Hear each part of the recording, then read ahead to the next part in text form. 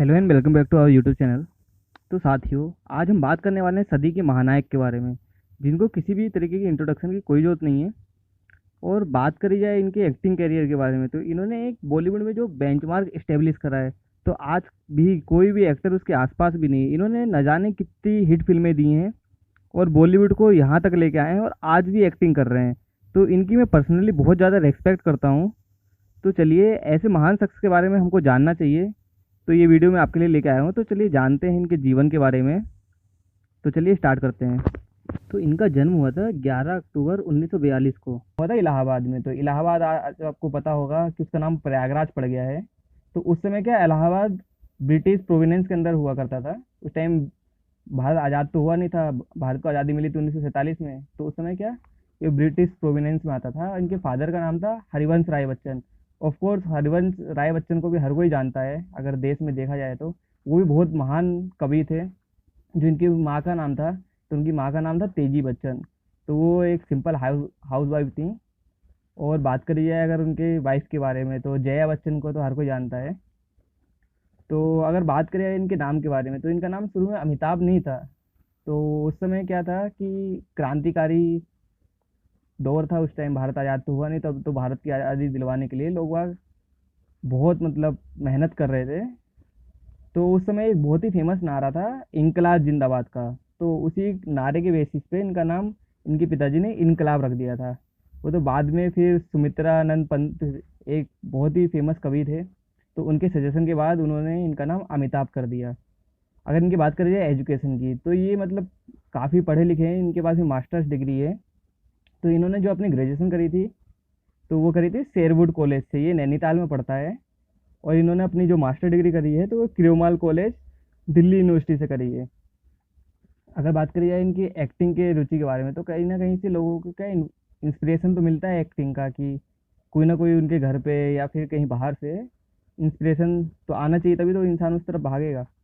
तो ऐसी बात करी जाए इनकी, तो इनकी जो माँ थी, तो उनको एक्टिंग में काफ़ी इंटरेस्ट था। और वो काफ़ी अच्छी एक्टिंग कर लेती थी। उनको कई बार पिक्चरों में जो फीचर फिल्म रहती हैं, तो उनमें भी काम मिला था, लेकिन उन्होंने इनकार कर दिया था। और कहीं ना कहीं से अमिताभ बच्चन को भी उन्हीं से इंस्पिरेशन मिला, तभी वो एक्टिंग में आए। और बात करी जाए इनकी जो आइडल थे, जिनको वो मानते थे एक्टिंग में, तो ये फॉलो करते थे अपने दिलीप कुमार को। और बोलते हैं कि इन्होंने अपनी एक्टिंग काफ़ी कुछ, उन्हीं की एक मूवी थी गंगा जमुना, और ये भी बहुत फेमस मूवी थी जो 1961 में आई थी। तो उसी को देख के उन्होंने काफ़ी एक्टिंग सीखी थी। अगर बात करी जाए इनकी फिल्मी कैरियर के बारे में, तो उन्होंने अपना कैरियर स्टार्ट करा था एक वॉइस नरेटर के रूप में, जो मृणाल सेन की एक मूवी थी भूवन स्टोम, जिनने नेशनल अवार्ड भी जीता था। तो उससे इन्होंने डेब्यू करा था, लेकिन अगर उसमें तो खाली इन्होंने वॉइस ओवर दिया था। अब बात करी जाए इनकी एक्टिंग डेब्यूट के बारे में, तो वो भी उन्होंने 1969 में किया था। एक सात हिंदुस्तानी करके मूवी थी, जिसको ख्वाजा अहमद अब्बास ने डायरेक्ट करा था। तो उससे इन्होंने अपना डेब्यूट करा। तो 1971 में इनकी एक मूवी रिलीज हुई। उस मूवी का नाम था आनंद। तो आनंद में राजेश खन्ना जो थे, वो मेन एक्टर थे। और इन्होंने भी उसमें एक डॉक्टर का रोल निभाया था। तो ये जो आनंद मूवी है, तो इसके तो काफ़ी फेमस एक डायलॉग है कि ज़िंदगी बड़ी होनी चाहिए, ना कि लंबी। तो ये काफ़ी इंस्पिरेशन टाइप में लगता है, ये जो कोड है। तो इस मूवी में इन्होंने इतनी अच्छी एक्टिंग करी थी कि इनको फर्स्ट फिल्म फेयर अवार्ड मिला था बेस्ट सपोर्टिंग एक्टर का, इस मूवी के लिए। तो ये इनके कैरियर के लिए काफ़ी अच्छा साबित हुआ। लेकिन उसके बाद क्या हुआ कि इनका जब जैसे जैसे कैरियर आगे बढ़ा, तो लगातार इनकी 12 फिल्में फ्लॉप हो गई। तो जैसे कहते हैं कि ज़िंदगी में हर कोई हारता है कभी ना कभी, और जो उस हार से बाहर आ पाता है, या फिर जो उठकर दोबारा लड़ता है या दोबारा खड़ा हो पाता है, तो वही इंसान सक्सेस हो जाता है। तो ऐसे इनके साथ था कि इनकी जब 12 फिल्में लगातार फ्लॉप हो गई, तो आप खुद ही सोच लीजिए कितना इंसान डिप्रेशन में चला गया होगा। लेकिन उसके बाद भी इन्होंने हार नहीं मानी, और ये वापस उठ के खड़े हुए। तो ज़िंदगी भी हमेशा लोगों को मौके देती है, तो ऐसे ही मौका इनको भी दिया। तो उस समय जो सलीम खान है और जावेद अख्तर हैं, तो ये दोनों एक फिल्म की स्टोरी लिख रहे थे। उस फिल्म का नाम था जंजीर।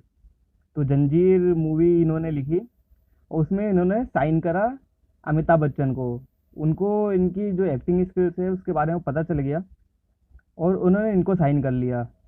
तो 1973 में ये जंजीर मूवी रिलीज हुई, और इस मूवी ने तो मतलब एकदम तहलका मचा दिया। मतलब आज भी ये काफ़ी फेमस मूवी है। तो इसी मूवी के बाद इनको एंग्री यंग मैन से जाना जाने लगा, इनको लोग एंग्री यंग मैन कहने लगे, और उसके काफ़ी काफ़ी फेमस डायलॉग हैं। इसके बाद तो ये रुके नहीं, और इन्होंने लगातार कई हिट फिल्में दी, जैसे कि दीवार और शोले। शोले के तो क्या कहने, मतलब आप गब्बर को मतलब कभी नहीं भुला पाओगे, ऐसे मतलब मूवी है वो। उसके बाद डॉन, डॉन के काफ़ी सिक्वल भी बने, जैसे शाहरुख खान वाली भी डॉन आई थी। उसके बाद मुकद्दर का सिकंदर, ऐसे करके इन्होंने अनगिनत कई सारी फिल्में दी। उसके बाद क्या होता है कि 1982 में ये एक फिल्म की शूटिंग कर रहे थे। तो उस फिल्म का नाम तो आपको पता होगा, कुली नाम की मूवी थी। तो उसमें जो इनके साथ जो एक फाइटिंग सीन था, तो आपने जो महाभारत है उसमें दुर्योधन तो देखा होगा। तो जो दुर्योधन वाले जो एक्टर हैं, तो उनके उन्होंने एक पंच करा, मतलब इनके पेट के आसपास वो सीन था। तो गलती से इनके लग गया, और इनको मतलब काफ़ी इंजरी आ गई, जो इनका पेट है तो उसमें काफ़ी चोट लग गई। और इसके बाद इन्होंने मतलब अपनी उस जो सीन है उसका पूरा शूट करने के लिए वो बेंच के पास कूदे, और इनके जो पेट है तो उसमें चोट लग गई, और उनको काफ़ी ज़्यादा ब्लड लॉस हो गया। तो इसके बाद तो मतलब ऐसी हालत हो गई थी उनको, मतलब बहुत ही ज़्यादा कमज़ोर हो गए, और उनके मतलब 50-50 टाइप चांसेस हो गए थे बचने के। तो इसके बाद भी वो मूवी रिलीज़ हुई। और एक इंटरेस्टिंग बात ये है कि जो कुल्लू मूवी थी, तो कुली मूवी में पहले क्या, जो स्क्रिप्ट राइटिंग थी, तो उसमें पहले अमिताभ बच्चन मरने वाले थे मतलब मूवी के अंदर, लेकिन इनको इंजरी हुई, उसके बाद इन्होंने कम बैक करा। तो इसी को देखते हुए उन्होंने जो मूवी है उसमें भी ट्विस्ट ला दिया, और इनको जिंदा कर दिया।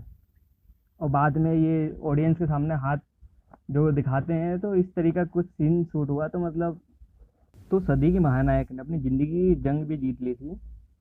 और उसके बाद इनकी एक मूवी आई, अग्निपथ। तो अग्निपथ में तो इन्होंने इतना शानदार परफॉर्मेंस दिया कि इनको पहले जो नेशनल अवार्ड है तो वो भी उसी मूवी के लिए मिला था, अग्निपथ के लिए। तो अग्निपथ में तो इन्होंने एक माफिया का किरदार करा था, जो काफ़ी ज़्यादा लोकप्रिय हो गया था। उसका हाल ही में एक सीक्वल भी बना था, जिसमें ऋतिक रोशन ने उनका रोल करा था, और कांचा तो आपको पता है संजय दत्त बने थे। तो वो भी बहुत ही एक काफ़ी अच्छी मूवी थी। उसने भी बहुत बड़ा बेंचमार्क इस्टेब्लिश करा था। और उसके बाद इन्होंने सन 2000 के बाद भी काफ़ी सारी अच्छी अच्छी फिल्में दी, जिन्होंने जैसे कि आप देख लीजिए मोहब्बतें, बाबुल, कभी खुशी कभी गम, पा। और 2016 में भी इनकी एक मूवी आई थी पिंक, वो भी काफ़ी ज़्यादा चर्चा में थी।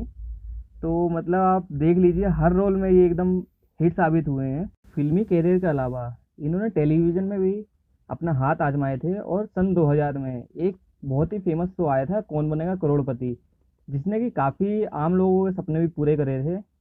और अमिताभ बच्चन जी के तो करे ही थे। उस समय बोलते हैं कि अमिताभ बच्चन की मतलब आर्थिक स्थिति काफ़ी ख़राब हो गई थी, जो इस शो की वजह से फिर काफ़ी हद तक सुधर गई थी।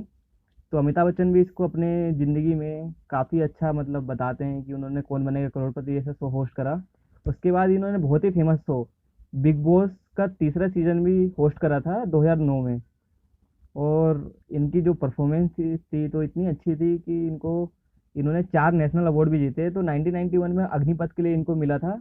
उसके बाद 2007 में एक मूवी आई थी ब्लैक, तो वो भी काफ़ी शानदार मूवी थी, तो उसके लिए भी इनको नेशनल अवार्ड मिला था। फिर 2010 में पा मूवी आई थी, जिसमें इन्होंने एक बच्चे का रोल करा था, मतलब वो काफ़ी एज से ज़्यादा बढ़ जाता था वो, तो मतलब एक डिजीज टाइप में थी, तो उसका रोल करा था इन्होंने।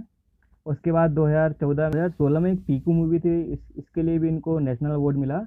और फिर मोस्ट इम्पोर्टेंट इन्होंने 2019 में दादा साहब फाल्के पुरस्कार जीता, जो कि सबसे बड़ा पुरस्कार माना जाता है फिल्म इंडस्ट्री में। और इन्होंने जैसे सर्वोच्च नागरिक सम्मान रहते हैं जो देश के, तो उसमें एक आता है पद्मश्री।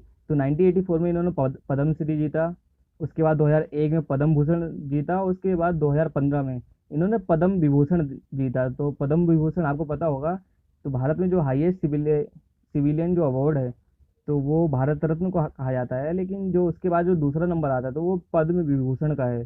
तो इन्होंने ये सारे अवार्ड जीते, और ज़िंदगी में इन्होंने बहुत कुछ अचीव करा, और ये बहुत ही लोगों के लिए एक इंस्पिरेशन है। और आज भी बॉलीवुड के जितने भी अभिनेता हैं, तो सबसे ज़्यादा जिनकी लोग इज्जत करते तो वो सबसे ज़्यादा हैं अपने अमिताभ बच्चन जी। तो इनकी बराबरी करने की तो कोई सोच भी नहीं सकता। और हम ईश्वर से कामना करते हैं इनकी लंबी उम्र के बारे में, क्योंकि हाल ही में पता चला है इनको ये कोरोना पॉजिटिव निकले हैं। तो हम भगवान से यही दुआ करते हैं कि ये जल्दी से जल्दी ठीक हो जाएं और हमको और फिल्मी पर्दे पर वापसी करें।